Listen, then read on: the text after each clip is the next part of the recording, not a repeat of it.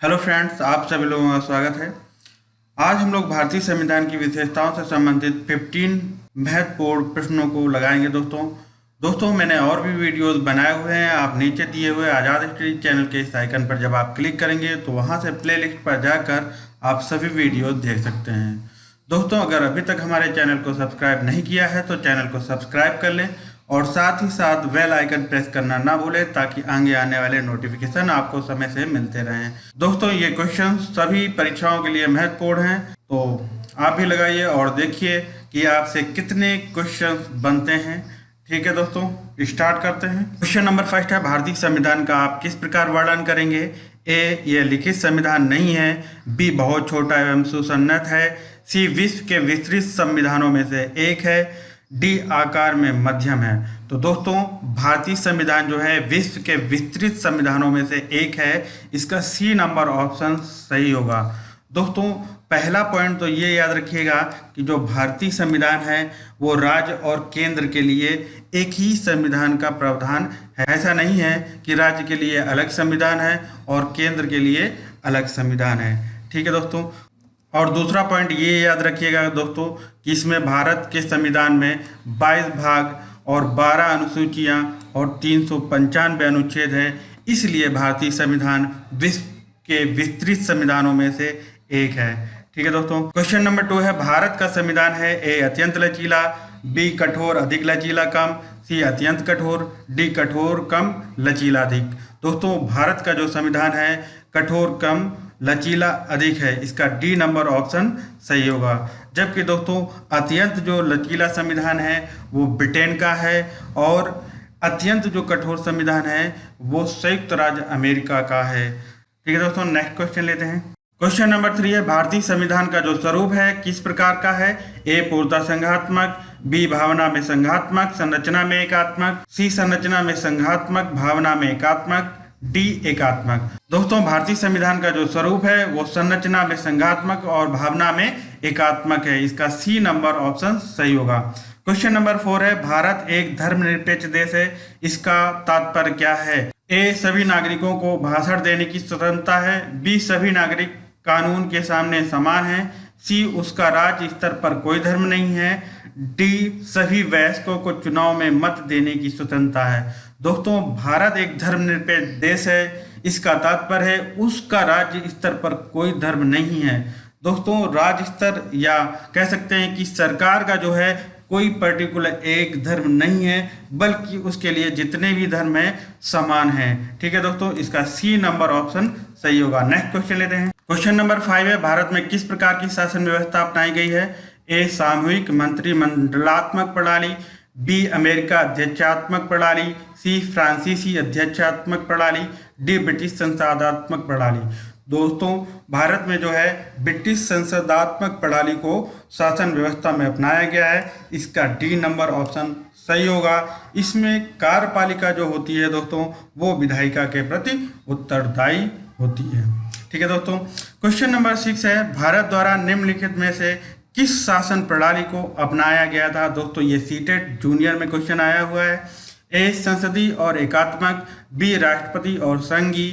सी, राष्ट्रपति और एकात्मक। डी, संसदीय और संघीय।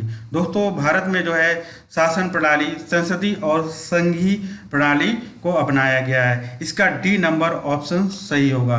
दोस्तों, इसमें क्या है, संसदीय प्रणाली में इसमें न्यायपालिका और संसद दोनों को ही सर्वोच्च रूप से समन्वय किया गया है। इसमें दोनों ही अपने अपने स्तर पर सर्वोच्च होते हैं। और दोस्तों, इसमें संघीय शासन प्रणाली में केंद्र और राज्य दोनों के बीच जो है शक्तियों का विभाजन किया जाता है। ठीक है दोस्तों, नेक्स्ट क्वेश्चन लेते हैं। क्वेश्चन नंबर 7 है, भारतीय संविधान को बृहद होने या बड़ा होने का कारण है? ए, इसमें संघ तथा राज्य दोनों सरकारों का संविधान है। बी, यह एक बड़े देश के शासन से संबंधित है। इसमें विस्तृत प्रशासकीय प्रावधान है। डी, इनमें अनेक संविधानों के अनुभव समाविष्ट हैं।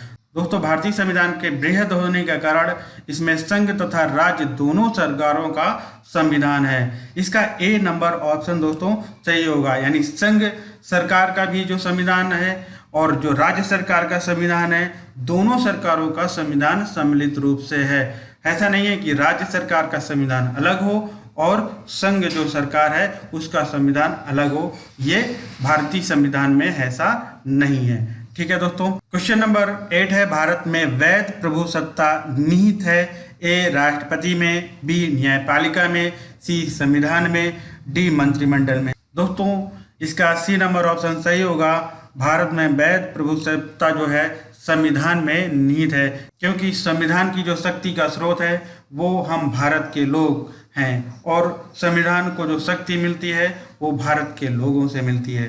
ठीक है दोस्तों, नेक्स्ट क्वेश्चन लेते हैं। क्वेश्चन नंबर 9 है, भारतीय संविधान की संरचना किस प्रकार की है? ए संघीय, बी एकात्मक, सी कुछ एकात्मक कुछ कठोर, डी कठोर। तो दोस्तों भारतीय संविधान की जो संरचना है वो कुछ एकात्मक है और कुछ कठोर। इसका सी नंबर ऑप्शन सही होगा। क्वेश्चन नंबर 10 है, लिखित संविधान की अवधारणा ने सर्वप्रथम कहाँ जन्म लिया? ए संयुक्त राज्य अमेरिका, बी ब्रिटेन, सी स्विट्जरलैंड, डी फ्रांस। दोस्तों लिखित संविधान की जो अवधारणा है उसका सर्वप्रथम जो जन्म है वो फ्रांस में हुआ। इसका डी नंबर ऑप्शन सही होगा। नेक्स्ट क्वेश्चन, क्वेश्चन नंबर 11 है, अध्यक्षात्मक शासन का उदय सर्वप्रथम किस देश में हुआ? ए संयुक्त राज्य अमेरिका, बी मिस्र, सी स्विट्जरलैंड, डी यूगोस्लाविया। दोस्तों अध्यक्षात्मक शासन का जो उदय है वो संयुक्त राज्य अमेरिका में सर्वप्रथम हुआ। इसका ए नंबर ऑप्शन सही होगा। दोस्तों अध्यक्षात्मक शासन में जो होता है विधायिका की जो पावर होती है वो अलग होती है और कार्यपालिका की जो पावर होती है वो अलग होती है। ठीक है दोस्तों। क्वेश्चन नंबर 12 है, भारतीय संविधान का अभिभावक कौन है? यानी जो भारतीय संविधान है हमारा उसका अभिभावक कौन है? ए राष्ट्रपति, बी निर्वाचन आयोग, सी सर्वोच्च न्यायालय, डी प्रधानमंत्री। दोस्तों भारतीय संविधान का अभिभावक सर्वोच्च न्यायालय होता है। इसका सी नंबर जो ऑप्शन होगा वो सही होगा। ठीक है दोस्तों। नेक्स्ट क्वेश्चन नंबर 13 है, भारतीय संविधान के संदर्भ में कहा जाता है कि यह ए वकीलों का स्वर्ग है, बी विकासशील संविधान है, सी मौलिक संविधान है, डी तानाशाही संविधान है। दोस्तों इसका ए नंबर ऑप्शन सही होगा। भारतीय संविधान को वकीलों को स्वर्ग कहा गया है क्योंकि भारतीय संविधान दोस्तों अत्यंत जटिल, अस्पष्ट एवं सामान्य लोगों की समझ से परे संविधान है।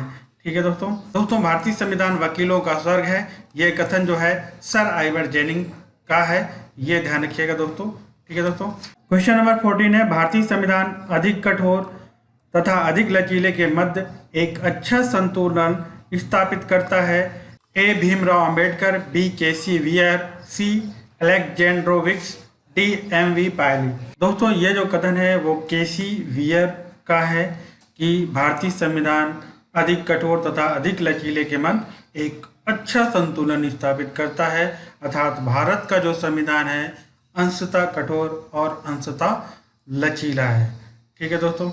नेक्स्ट क्वेश्चन नंबर 15 है, निम्नलिखित में यह किससे निर्धारित होता है कि भारत का संविधान परिसंघीय है? ए न्यायपालिका स्वतंत्र है, बी संविधान लिखित और अनम्य है, सी अवशिष्ट शक्तियों का केंद्र में निहित होना, डी केंद्र और राज्य के बीच शक्तियों का वितरण। दोस्तों इसका डी नंबर ऑप्शन सही होगा, केंद्र एवं राज्य के बीच शक्तियों का वितरण। दोस्तों संघीय व्यवस्था के अंतर्गत जो है राज्य और केंद्र दोनों के बीच शक्तियों का वितरण या बंटवारा या विभाजन किया जाता है। ठीक है दोस्तों। क्वेश्चन नंबर 16 है, निम्नलिखित में कौन सा कथन सही है? ऑप्शन ए है भारतीय संविधान एकल नागरिकता का प्रावधान करता है, बी भारतीय संविधान वयस्क मताधिकार की व्यवस्था करता है, सी भारतीय संविधान में कई विदेशी संविधान के तत्वों का समावेश किया गया है, डी उपर्युक्त सभी। तो दोस्तों इसका जो ऑप्शन होगा वो उपर्युक्त सभी होंगे। दोस्तों भारतीय संविधान में एकल नागरिकता का प्रावधान है, जबकि संयुक्त राज्य अमेरिका में दोहरी नागरिकता का प्रावधान है। इसमें क्या होता है दोस्तों, राज्य के लिए जो है नागरिकता अलग होती है और केंद्र के लिए जो है नागरिकता अलग होती है। इस प्रकार से यहाँ पे अमेरिका में दोहरी नागरिकता होती है, जबकि भारतीय संविधान में जो है राज्य और केंद्र के लिए अलग अलग नागरिकता ना होकर एक नागरिकता दी गई है, एकल नागरिकता का प्रावधान किया गया है। और बी ऑप्शन में भारतीय संविधान जो है वयस्क मताधिकार की व्यवस्था करता है। तो दोस्तों भारतीय संविधान जो है सार्वभौमिक वयस्क मताधिकार की व्यवस्था करता है। इसमें 18 साल या 18 साल से ऊपर एज वाले जो बंदे हैं वो सभी को वोट देने का अधिकार है। ठीक है दोस्तों। ऑप्शन सी है भारतीय संविधान में कई विदेशी संविधान के तत्वों का समावेश है। तो दोस्तों भारतीय संविधान में कई विदेशी तत्वों का समावेश है, जैसे संसद प्रणाली, राज्य के नीति निर्देशक तत्व, ये सभी जो हैं विदेशी संविधान के तत्वों का समावेश किया गया है अपने भारतीय संविधान में। ठीक है दोस्तों, इस प्रकार से ये सभी जो हैं ऑप्शन सही होते हैं। नेक्स्ट क्वेश्चन लेते हैं दोस्तों।